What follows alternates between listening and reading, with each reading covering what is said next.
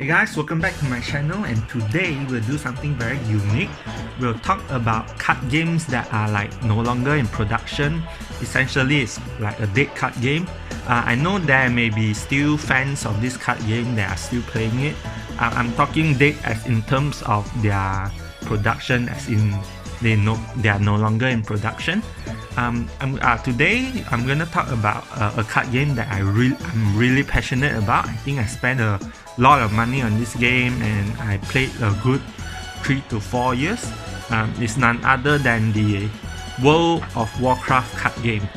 So I'm just gonna go over how the rule works in this card game. So basically you would have a hero card. So you start the game with the hero card. So the hero card has two phases. So they have like an ultimate attack, like which you can only use once per game, because once you use it, you flip it over, so you no longer get to use it. So you have this life point. If this life point is 0, you lose the game. It's kind of like Hearthstone, but it's like a more complex version of Hearthstone. So I'm saying, so you have, this is an ally card. Essentially it's like your minion. So this is the cost you have to pay. So in this game, any cards can be your resource. So you can just, like, if I want to use this as a mana card, like a resource card, they don't call it mana card. You put it face down on your back row, and then let's say this guy is cost 1. You tap it to summon it. Okay, so pretty much like Magic, but except you don't have mana card, so you will never have like mana block or problems like that. So this is the attack and this is their life point. So this game uses life point, meaning like if I do 1 damage to her previous turn, she's gonna retain that 1 damage. So you have a bunch of cards. Okay, so the unique thing about this card game is you have quest cards. Okay, remember when I say any cards could be used as a mana card or resource card, you put it face down. If you use a quest card, you could put it face up. Okay, so you could put it face up, and then you can still use the ability. So most of the quest cards are pretty simple. You need to pay a cost to complete the quest. So in this card, you have to, on your turn, pay 2 to complete the quest. So if you complete the quest, and then you get the reward. So this one I get to put a token, and this one is if I have a protector, pay 2 to complete the quest, and I draw a card. So I remember I made this, that this is like oh yeah, the heroes have class. So I mean kind of like Hearthstone. So you have like priest, and then you have warrior. So if you use priest, you cannot use cards from abilities from warrior, and like so vice versa. So you have ability. So ability is, if you pay it, it remains in the game, and you could keep using you can keep using the ability. Oh sorry, wait, that's not how it works. Sorry, I forgot. It's been so long since I played this game. Anyway, so this is ability. See, so ongoing means it remains in play. So every time I pay 1 and tap this, I ready another target player. Ready means if they attack, they are exhausted, and when ready means ready. So pretty good. So these are like roughly the rules. So some is ability where you just use a one-time use, like kind of like a spell card in Yu-Gi-Oh. So let's go through all these cards. So I remember I was a healer, and I remember this card makes every player hates me because they will do a lot of damage to me, and then I just heal 14 damage. So, and then you have cards. Okay, this game, I mean, unlike Magic, any creature could block. In this game, only protectors could block. And another thing about it is that you can, even if your opponent has like minions, you can attack the hero directly if you want. And then another unique thing about this game is you can equip them with equipment. So this one, if I pay 2, I equip this to her.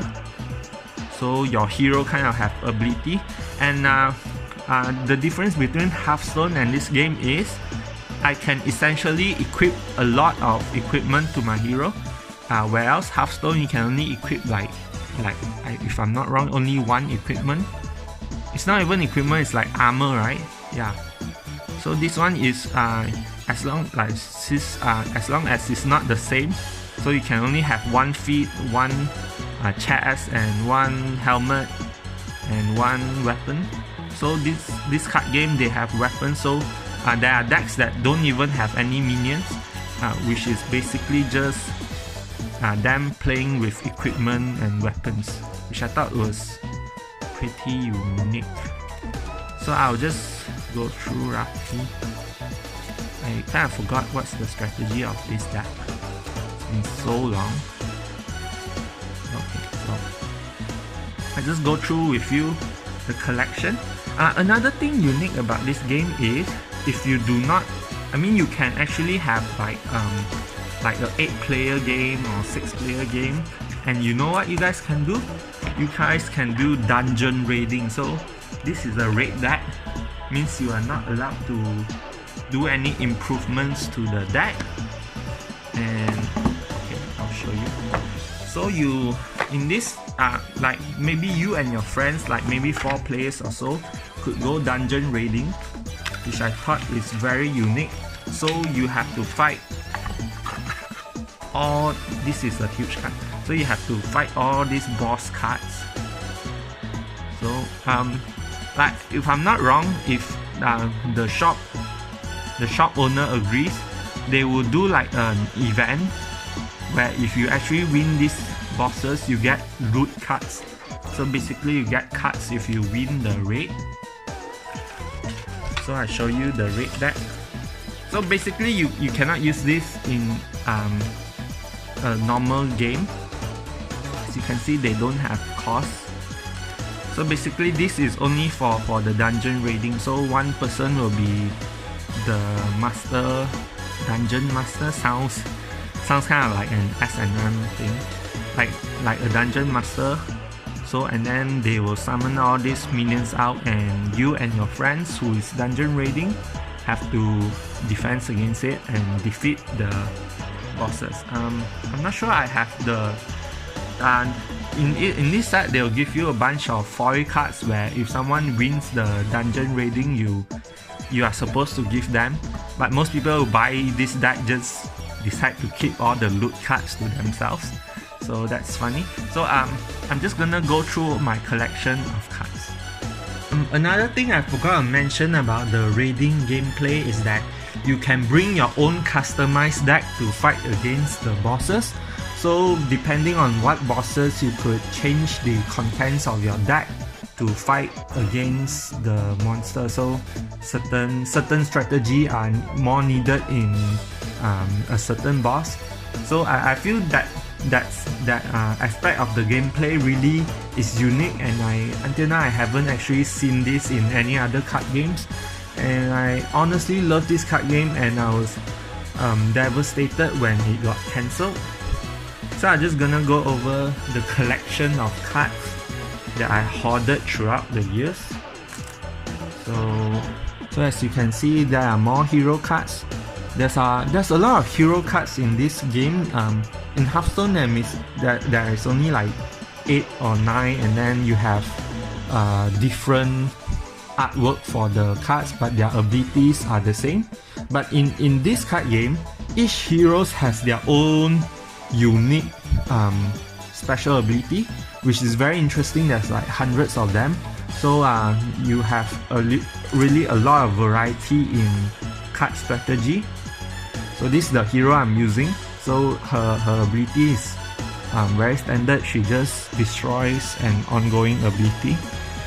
And then you have this one, which your pets, if you use his ulti, his pets with your pets becomes elusive and untargetable.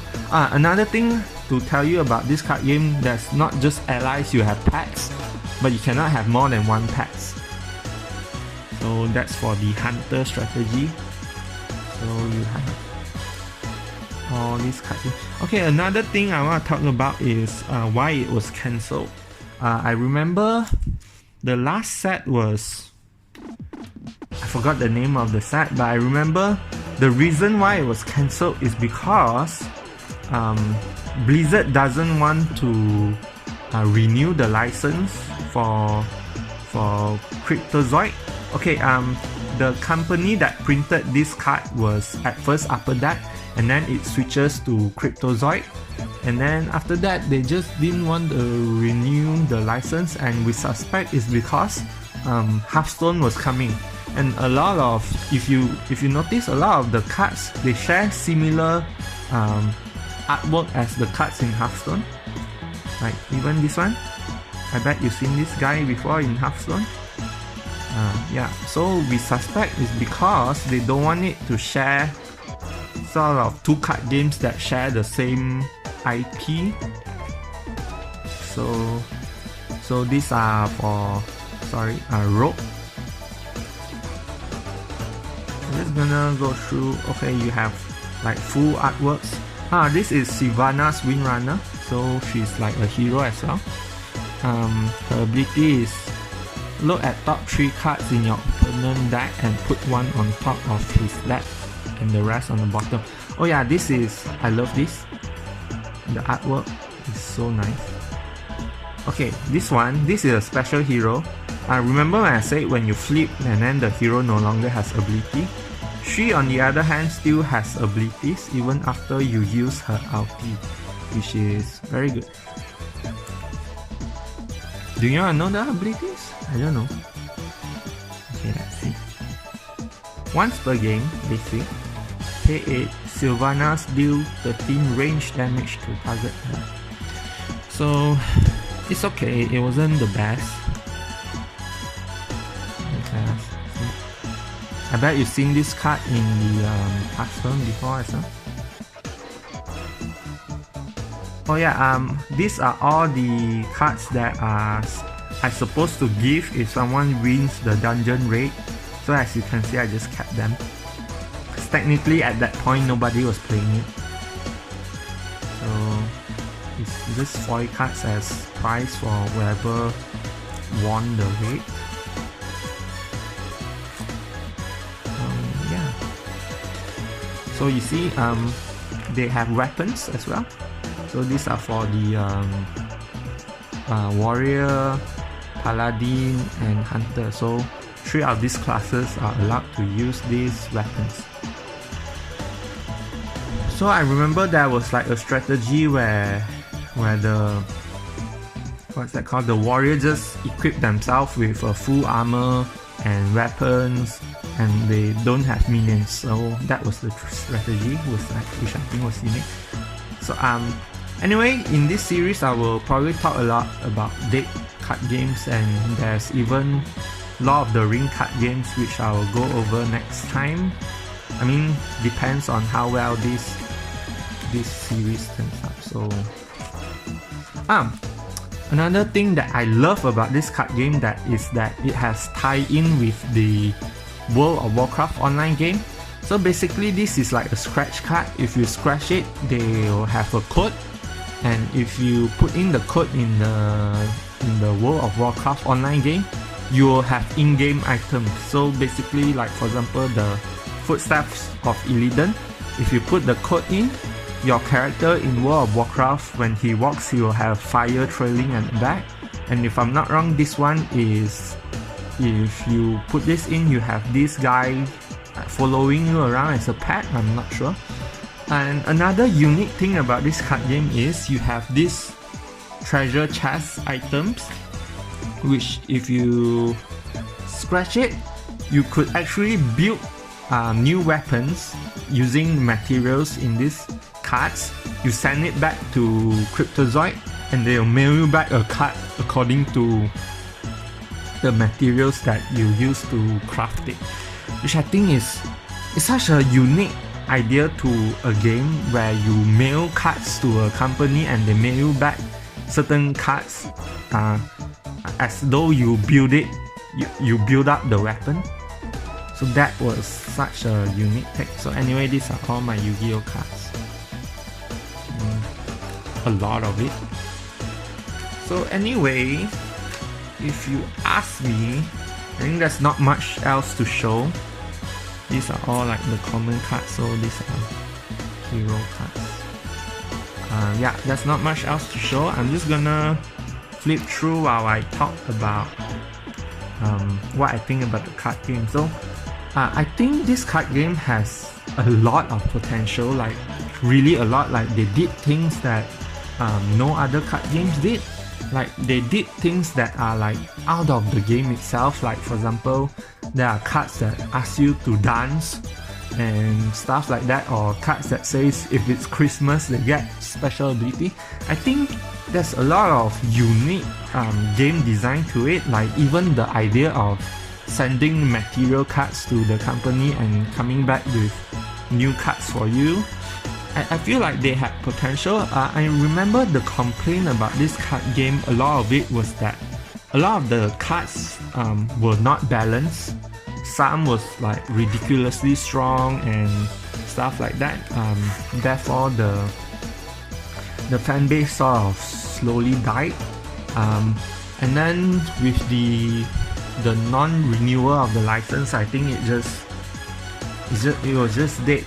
If you tell me I truly enjoyed this card game, I think I played this very long. I mean, this was like if I put first, like I put Yu-Gi-Oh as first and I put this second. I didn't even play Magic that long. I really love the artworks of this card, some of it.